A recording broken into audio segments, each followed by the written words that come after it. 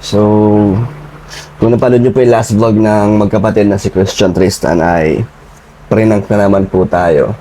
So, sabi ko po ay hindi tayo pwedeng hindi gaganti. So, ngayon, humanap tayo ng kakampi natin na talagang matibay. At sure ako matatakot sila dito. Magugulat sila kung paano ko to, paano natin sila ipaprank ngayon.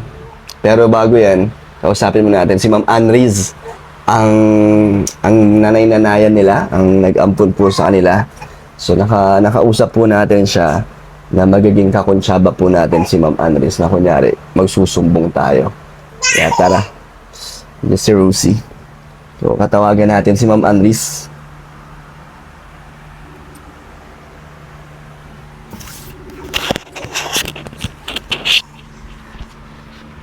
Hello po. Hello. Good afternoon po, Ma'am Ann. Hello po. Hello. Rinig niyo po ako? Hello, Kalingap Kai. Kamusta? Kamusta po kayo? Mabuti naman. Di naman po nakaka-istorbo kahit mga ano lang po. Mabilis lang po. Sige, walang problema. So, Ma'am Ann, di ko alam kung Oh, napapanood niyo po yung mga vlog namin nila Christian Tristan. Napapanood niyo po? ay, opo, napapanood naman. So, gusto ko lang po sanang magsumbong sa inyo. Oh, bakit? Nakakadalawang prank na po kasi yung magkapatid. Hindi na po maganda. Kaya gusto ko pong isumbong sa inyo kung baka pwede nyong pagalitan, tanggalan ng allowance.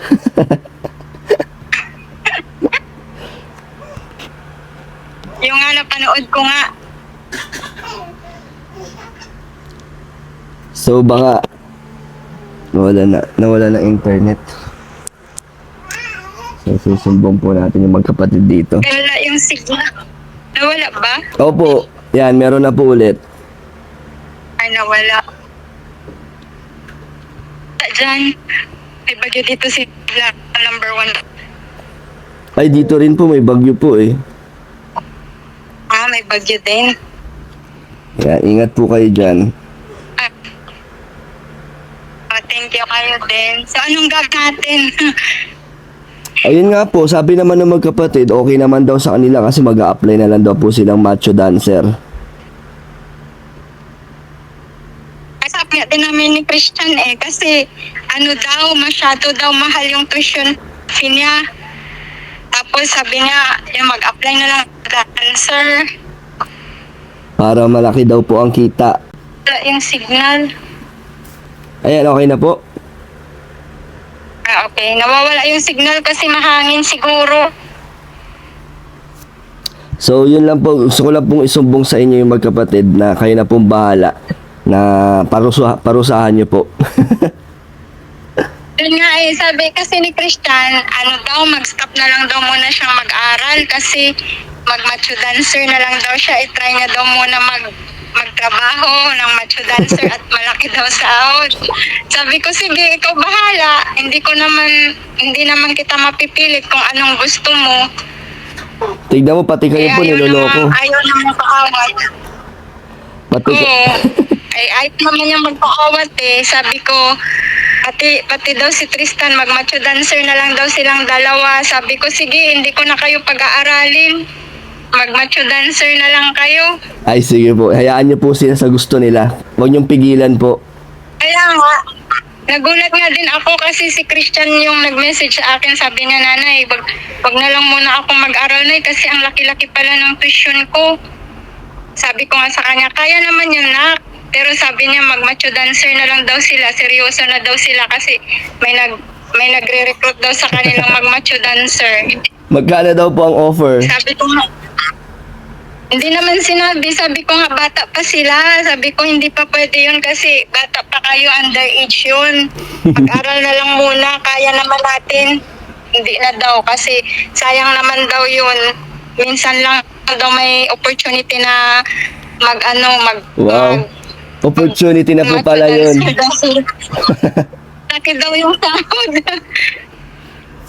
Pero kamusta naman po ang Wala magkapatid? naman tayong magawa. Pero kamusta po sila Ma'am Ann sa inyo po? Mababait naman po. Oh, mababait naman sila, tsaka masipag silang mag-aral. Kaya nga sabi ko nakakapanghinayang naman kung ganon. Kasi masipag naman silang mag-aral. Si Bunso nga, sabi niya gusto niya maging with honor din daw siya pag nagtapos daw siya. Tsaka ano naman sila, maano naman sila sa sarili nila pagkatapos na school, umuwi naman ng maaga, lalo si Bunso half day lang siya, so after niyang pagkatapos ng school umuwi na agad siya. Yun nga po. Ano naman po, Umuwi na siya sa bahay, hindi na siya tumatambay sa labas. nag-ano rin naman po ako sa kanila. Nangangamusta rin po. So, ayun nga. Message. Bihira yun mag-message kasi busy daw sa school. Tapos pag ganitong Saturday kasi may klase pa yun. Tapos si Bunso naman half day. So pagka dumadating na siya sa bahay, magme-message sa akin na mama nasa bahay na ako. Sabi ko magluto ka na para si kuya mo makakain pag dumating. Mababait naman sila, wala masabi sa Opo, masunurin naman po, no? Yun lang, magastos lang. Masunurin naman. Magastos lang po sa pag-aaral. Sa pag-aaral nila, grabe yung project ni Christian Libo tuwing may project Libo. Kaya nga, kaya malaking pasasalamat po na dumating po kayo. Salamat po. So yun nga, ayaw na nga mag-aral at gusto daw mag-macho dancer na lang daw silang dalawa. Baka lang po kayo, niloloko lang po kayo. Magmamacho dancer. Yun po yung ginawa nila sa vlog ko Nag-apply na daw po sila ng macho dancer Kaya nga, may nag-recruit daw sa kanila. Sabi ko, sige, okay lang yan. Kung yan talaga yung gusto nyo, kung yan yung priority nyo sa ngayon, kasi mas gusto nila kumita ng pera. Sige na po. Hayaan nyo na po yan magkapatid mag-macho dancer. Meron po akong commission dun Ako po ang manager dun Ako po ang manager nila. Pang pala. Prank lang po yun. Pati ikaw po pinaprank na nila. I-prank mo na lang din po sila. Sabi mo titigil na po kayo sa kanila. So, sige po. Naka-vlog po kayo. Bye-bye po. Thank you po. Ingat po. Bye-bye po.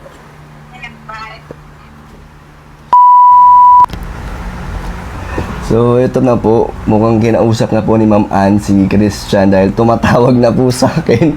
Hindi ko alam kung bakit. Pagutin natin. Wala pong kaalam-alam doon si Christian. Oh, Christian. Ba't ka napatawag? Ano po kayo Dan?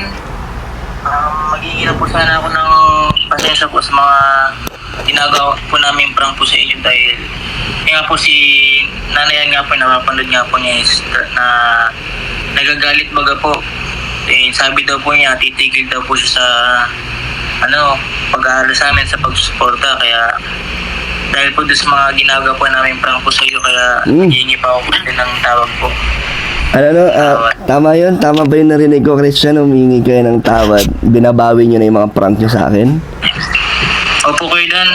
Talagang pong mali po namin kaya po naghihingi po talaga kami ng tawad po dahil sa mga ginagawa po na hindi po nakakatawa po yun. And so yun po kayo Dan, sana mapatawad niyo po kami. Hindi, kayo naman na nagsimula Nagsisimula pa lang akong gumanti sa mga prank nyo. Kayo naman na nagsimula. Tapos, ba't parang umaatras na kayo? Ha? Ano? Okay Dan. Suko na kayo? Opo, suka po kami. Kasi nga, si nanayan din po is galit din po talaga sa mga ginagawa po namin. Nagalit? Ba't nagalit sa inyo? Ano sabi? Pinagalitan kayo? Siya po, napapanood daw po niya talagang di po nakakatawa po yung mga ganun. talagang mga seryoso baga po silang mga notes, biglang parang mga ganyan. Tapos kayo din po kayo na alam ko kung medyo naiinis din po kayo sa mga prank namin, ganyan. Pero ginagawa po namin para sa katuwaan lang baga po. Tapos wala lang po dun mga bawi-bawi, talagang katuwaan lang po. Sana natutukan lang po. So, hindi, sabi din kasi ni, di ba, kasi totoo niyan, nakausap ko si Ma'am Anyo, si Nanay Anyo. Sabi niya sa akin na titigil na daw kayo sa pag-aaral kasi gusto niyo na lang daw mag-macho dancer. Pati daw siya, niloloko niyo, kaya nagalit. Kaya nga po, susuri nga po, babayin ko po yung mga prank po namin ni Tristan baga po. Hindi naman ako nagagalit sa prank nyo kasi nga, yun nga, sa akin nyo naman natutunan yun, di ba? Kaya ginagawa nyo din sa akin. Pero, yun nga, si Ma'am Anyo ay nagalit. Di ko alam kung bakit, hindi ako nagsumbong kay Ma'am Anyo, ha? Ano bang sabi? Yung galit nga po sila sa amin, dalawang magkapatid, tapos titigil nga daw po yung pag-aaral sa akin. Titigil na daw. So, paano yan? Ano mangyayari niyan kung titigil na daw si Ma'am Ann? Paano kayo niyan? Nandun po kami sa sa pag-match dancer, mag-trabaho. Tristan, wala nga po kasi Tristan dito. Totoo ba yan, yung macho dancer nyo? Yung papasukan nyo? Totoo yan? Hindi ko po sure ko yun. Bakit? Meron talaga nag-offer sa inyo? Dito po sa amin, marami po ditong mga nagaganon, match dancer. Ano po yun sa labo. May plano talaga kayong pumasok dyan? Ay, kung titigil baga po sa pag-support si nanay sa amin sa pag-aaral. Grabe naman yan. Pero, hindi nyo naman gagawin yan. Hindi po. Natatakot ba kayo? Natatakot ba kayo kung sakaling totohanin ni Ma'am Ann na itigil na ang pagtulong sa inyo? Oo naman po. Ano po yun? Nakakatakot na yun. Ito din po.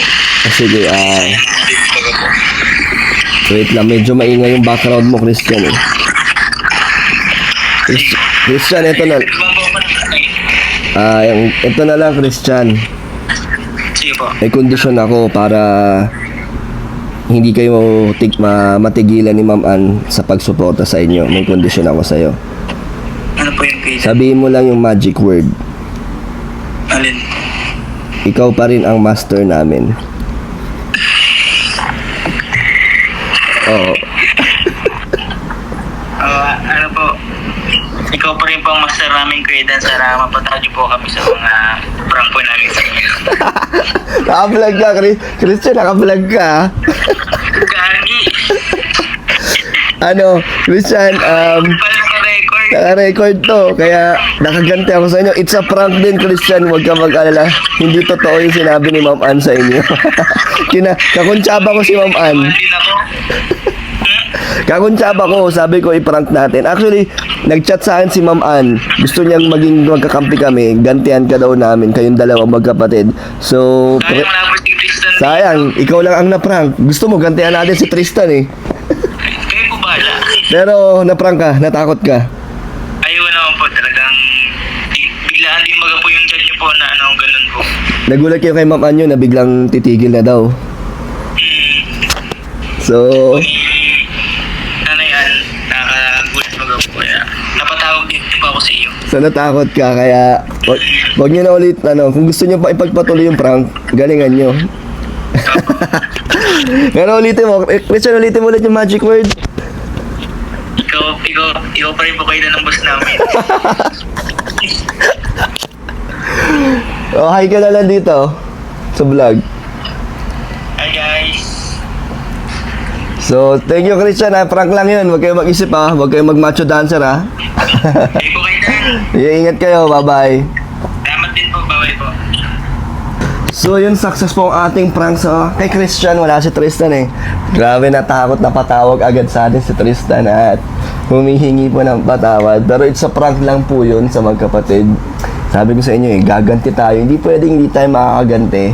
Kaya medyo may kurot yung ganti natin sa kanila. Ginamit natin ang isa sa alas natin, si Ma'am Ann. Thank you, Ma'am Ann, sa pagsama sa akin vlog sa prank sa magkapatid. So, Ayun po, pero good vibes lang po syempre hindi natin hahayaan na hindi natin susumbong syempre or sisiraan yung magkapatid kay Ma'am Ann at sa lahat ng sponsor na kasi ang gusto natin is magpatuloy ang mga tumutulong sa magkapatid dahil sa atin na lang sila talagang umaasa kaya aalagaan po natin yan. So yun, ewan natin kung gaganti pa sa atin yung magkapatid na yan, kung may maiisip pa bang mas malupit yan, 'di ba? Kung ako medyo medyo gumamit tayo ng personal na bagay sa kanila. Gumamit tayo ng na medyo nandaya tayo dito kaya na napatawag sila at sinabi nila ang magic word. So good vibes lang po lalo na sa magkapatid.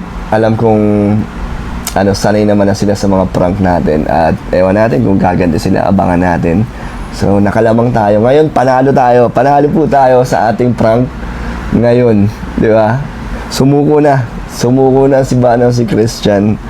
So yun, thank you so much again sa mga sponsors nila every month. Sila Tita Lingling, Tita Charina, Ma'am Tessie, Ma'am Nessie Francisco, ayan si Ma'am Ann, may iba pang mga nagpapaabot din sa kanila. Maraming salamat po sa walang sawang suporta sa magkapatid. At yun nga, talagang mabigat din po ang tuition at mga gastusin ni Christian sa kanyang pag-aaral. Pati si Tristan din. Well, lalo si Christian dahil college na po siya na yun, nag-update naman sa akin si Ma'am Ann na yun, talagang pinagsisikapan nilang mapagtapos or maibigay yung pangangailangan ng magkapatid. Kaya thank you so much again kay Ma'am Ann at sa lahat. Thank you so much po sa lahat ng supporters ng magkapatid. Yan. Abangan nyo po kung gaganti sila.